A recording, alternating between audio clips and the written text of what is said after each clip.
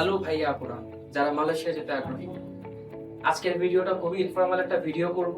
যে কন্টেন্টে আপনারা জানতে পারবেন আসলে পার্সোনাল কিছু টিপস, যে একদমই পার্সোনাল, যেটা আপনাকে কেউ কখনো বলবেই না। আপনি জানেন মালয়েশিয়াতে আসলে ঋতু কয়টা, কখন গরম থাকে কখন ঠান্ডা থাকে? অনেকেই জানেন না। আজকে এইটাও জানাবো।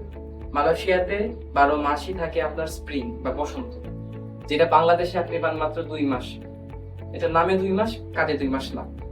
তো মালয়েশিয়াতে যেহেতু আপনি 12 মাসই বসন্ত পান, সো আপনার জন্য একটা ভালো অপরচুনিটি।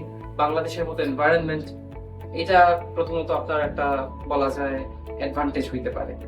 সেকেন্ডলি, যারা মালয়েশিয়া অলরেডি ভাই যাইতে চাচ্ছেন বা অলরেডি ভিসা হয়ে গেছে এরকম যারা আছেন, তাদের জন্য আমার হাত জোর করে একটা প্রো টিপস থাকবে। সেটা হচ্ছে, যদি ফ্যামিলি সহ যান, সাথে ছোট বাচ্চা থাকে, তাহলে অবশ্যই বাচ্চার জন্য রিজার্ভ খাবার দাবার নিয়ে যাবেন। কারণ আপনি মালয়েশিয়াতে যাওয়ার পর দেখবেন যে 7 দিন 10 দিন আপনার ওই এনভায়রনমেন্টের সাথে কোপ আপ করতে করতেই চলে যাচ্ছে। সামটাইমস এটা 15 ডেজও হইতে পারে।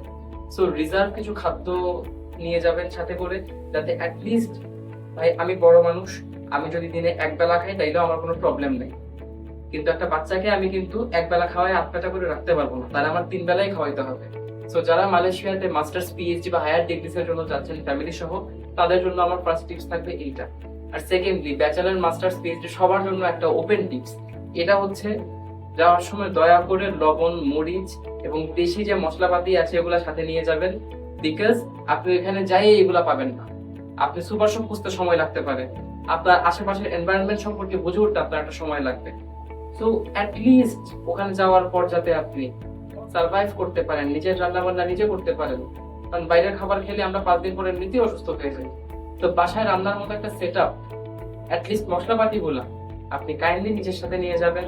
এবং যাওয়ার পর আপনি মনে করবেন যে, হয়তো আমার এই ভিডিওটা যারা আপনারা দেখছেন আজকে, যাওয়ার পর আমাকে বলবেন যে ভাই আপনার কথাগুলো আসলে কাজে লাগছে, কাজের কথা ছিল। কিন্তু যদি এগুলো নিয়ে না যান, তাহলে হয়তো আপনারা একসময় আমাকে এই ভিডিও নিচে কমেন্ট করে বলবেন যে ভাই আপনার ভিডিওটা স্কিপ করে গেছিলাম, এই কথাগুলো আসলে শুনি নাই, এখন বুঝতেছি আসলে যেগুলো কতটুকু দরকার। সো এতটুকুই ছিল আপনাদের জন্য।